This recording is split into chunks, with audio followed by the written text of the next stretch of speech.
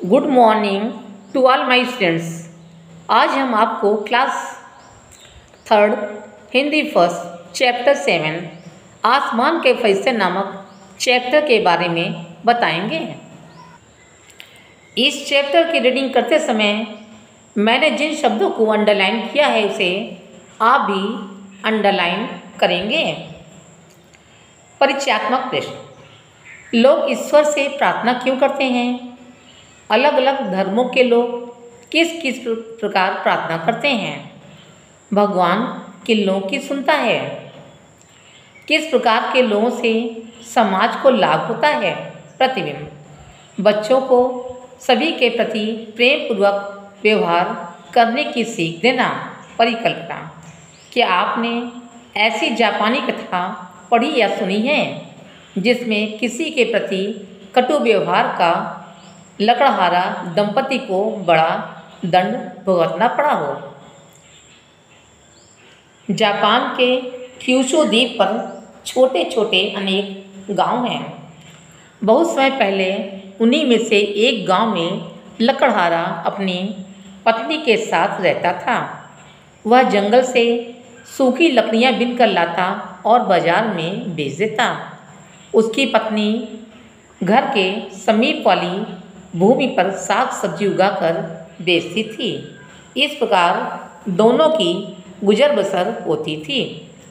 दोनों के दिन व्यतीत हो रहे थे। उनके कोई संतान न थी। बस यही बात उन्हें कचोटती रहती। रात को जब दोनों घर पर होते तो चांद सितारों को ताकते और संतान के लिए मन्नत मांगते। ऋतुएं आती जाती रहती और उनका क्रम भी लगातार यही बना रहता। एक रात जब दिन भर वर्षा के बाद रात को आकाश स्वच्छ हुआ तो चांद में अधिक चांदनी और शीतलता थी। ऐसे दिव्य वातावरण में वे प्रसन्नतापूर्वक चांद को देख रहे थे। इतने में उन्होंने देखा कि आसमान से एक सितारा धरती की ओर उतर रहा है। जैसे जैसे वह निकट आ रहा था दोनों का आश्चर्य बढ़ता जा रहा था। कुछ ही क्षणों में सितारों में से एक परी शिशु निकलकर लकड़हारे की गोद में आ गया। यह देखकर तो उनके आश्चर्य और खुशी का ठिकाना न रहा, परंतु उन्होंने इस घटना के विषय में किसी को कुछ न बताया। उन्होंने उसका नाम परी रख दिया। दोनों बड़े प्रेम से परी बेटी को पालने पोसने लगे। उसके आते ही जैसे सारे गांव की काया ही बदलने लगी।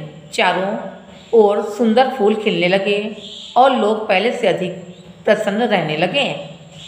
परी बेटी कुछ बड़ी हुई तो वह दिन में लड़की बनी रहती और समान रूप से घर का कामकाज करती। रात को वह परी बनकर आसपास की झोपड़ियों में जाकर सबके लिए चावल दाल आदि खाद्य सामग्री रखाती। बेटी के घर में आने से लकड़हारे की किस्मत भी खुल गई थी। वह अब धनवान व्यक्ति बन गया था। अब उसका बड़ा व आलीशान घर था। समीप के गांव तक उसका यश फैल गया था। इधर उसकी बेटी की चर्चा भी दूर दूर तक फैल गई थी। लकड़हारे के दिन अब उसकी बेटी के आगमन पर बदले। यह आम चर्चा समीप के गांव के साहूकार के कानों में भी पड़ी। उसने लकड़हारे को अपने साथ व्यापार करने का न्योता भिजवाया। लकड़हारा समझ नहीं पा रहा था कि बेटी और पत्नी को छोड़कर कैसे जाए। परी यह बात भांप गई। उसने कहा कि पिताजी आप जाइए, मैं माँ का ख्याल रखूँगी। परी बेटी की बात मानकर उसने यात्रा हेतु वस्त्र व खाने पीने का सामान लिया और माँ बेटी उसे विदा करने नदी के तट पर आईं।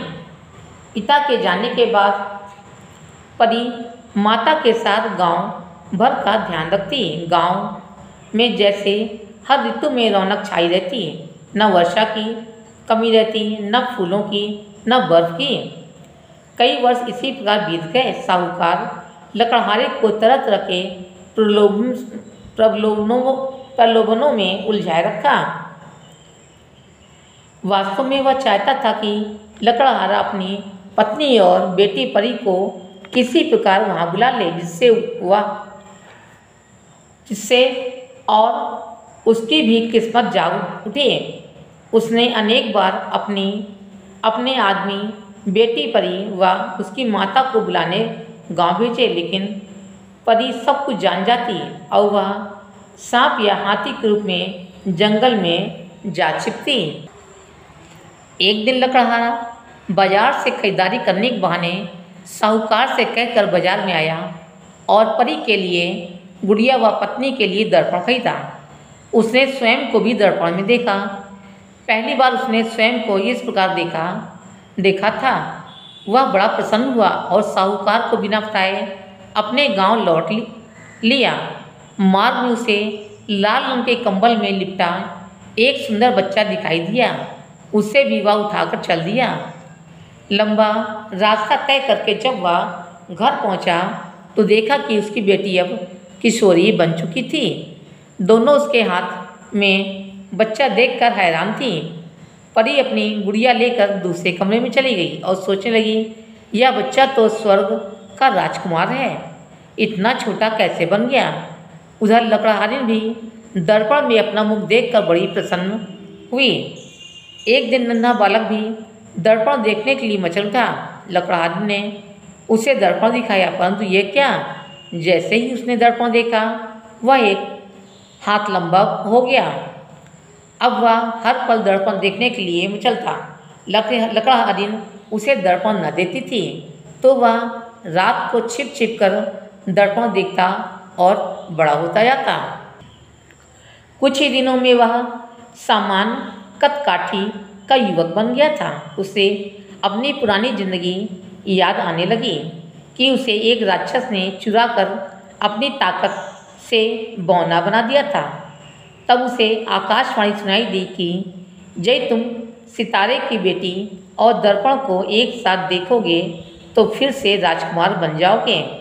संयोग से यहाँ ऐसा ही घटित हो गया था। वह युवक लकड़हारे की बेटी के साथ गांव में घूमता, बातें करता, गीत गाता। लकड़हारे को यह सब फूटी आँख न सुहाता। परी अब न घर का काम करती, न ही पड़ोसियों की सेवा। वह इन सब बातों से त्रस्त आकर एक दिन लकड़हारिन ने गुस्से में वह दर्पण भूमि पर पटक दिया। दर्पण टूटने की देर थी कि वह घर पुनः झोपड़ी में बदल गया। स्वर्ग का राजकुमार और परी दोनों एक ही गोल सितारे पर बैठकर आसमान की ओर प्रस्थान कर गए। लकड़हारे व उसकी पत्नी को आवाज़ सुनाई दी, हम तो तुम्हारा दुख दूर करने आए थे, परंतु तुम हमारा सुख नहीं देख सके। अब हम अपने घर को लौट रहे हैं। लकड़हारा व उसकी पत्नी अपनी करनी पर पछताकर फूट फूट कर रोने लगे, परंतु अब क्या हो सकता था।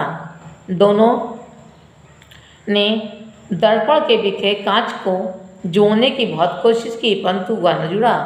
कहते हैं तभी से जापान में दर्पण को बहुत संभाल कर देखा हुआ रखा जाता है। अब आसमान के फरिश्ते नामक चैप्टर को मैं आपको अपने शब्दों में समझाती हूँ। जापान के क्यूश द्वीप पर छोटे से गांव में एक लकड़हारा अपनी पत्नी के साथ रहता था। लकड़हारा जंगल से सूखी लकड़ियाँ जंगल से बीनकर बाजार को बेचता था तथा उसकी पत्नी थोड़ी सब्जी उगाकर अपना गुजारा करती थी, परंतु उन्हें एक ही दुख था कि उनके कोई संतान न थी। एक दिन वर्षा के बाद वे प्रसन्नतापूर्वक चांद को देख रहे थे। इतने में आसमान से एक सितारा धरती की ओर उतरा और कुछ ही क्षणों में सितारों में से एक परी शिशु निकलकर लकड़हारिन की गोद में आ गया। दोनों प्रेम से परी बेटी को पालने पोसने लगे। उसके आते ही सारे गांव की काया बदल गई। लोग पहले से अधिक प्रसन्न रहने लगे।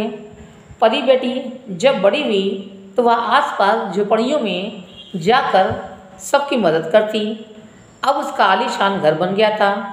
उसकी बेटी की चर्चा दूर दूर गांव में फैल गई। उसकी चर्चा गांव के साहूकार के कानों में भी पहुंची तो उसने लकड़हारे को व्यापार के लिए आमंत्रित किया। लकड़हारा बेटी की बात मानकर साहूकार के पास व्यापार के लिए चला गया। पिता के जाने के बाद परी माता के साथ गांव भर का ध्यान रखती। साहूकार के यहाँ लकड़हारे को कई वर्ष बीत गए। वास्तव में वह उसकी बेटी परी व पत्नी को अपने यहाँ बुलाने के लिए ही लकड़हारे को तरह तरह के प्रलोभ में उलझाए रखा। एक दिन लकड़हारा बहाने से बाजार गया और परी के गुड़िया व पत्नी के लिए दर्पण खरीदा और वापस अपने घर ले आ गया। मार्ग में उसे लाल रंग के कपड़े में लिपटा एक सुंदर बच्चा मिला। उसे उठाकर वह घर ले आया। एक दिन नन्हे बालक ने दर्पण देखा तो वह एक हाथ लंबा हो गया। इसी प्रकार रात में छिपकर दर्पण देखने से कुछ ही दिनों में वह एक सुंदर नवयुवक बन गया। वह युवक परी के साथ गांव में घूमता। यह सब लकड़हारे को अच्छा न लगता था। एक दिन उसने गुस्से में दर्पण को भूमि पर पटक दिया, किंतु दर्पण के टूटते ही वह घर पुनः झोपड़ी में बदल गया और स्वर्ग का राजकुमार और परी दोनों ही सितारे पर बैठकर आसमान की ओर प्रस्थान कर गए।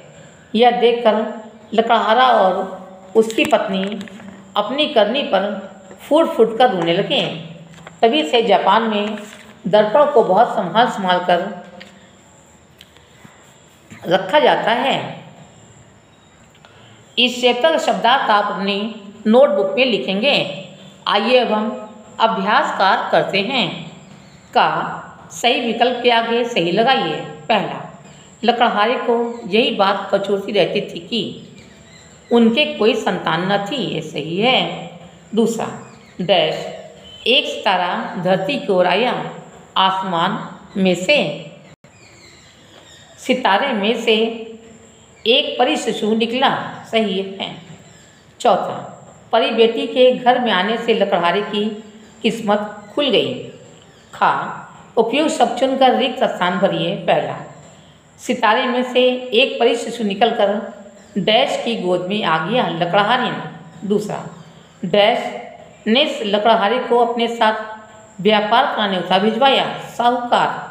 तीसरा, लकड़हारे ने बेटी के लिए डैश खरीदी और पत्नी के लिए डैश गुड़िया, बेटी के लिए गुड़िया और पत्नी के लिए दर्पण। चौथा, एक डैश ने स्वर्ग के राजकुमार को चुरा लिया था, राक्षस। इस चैप्टर के प्रस्तुतक की फोटो आपको होमवर्क में दे दी जाएगी। आज की कक्षा बस इतना ही। धन्यवाद।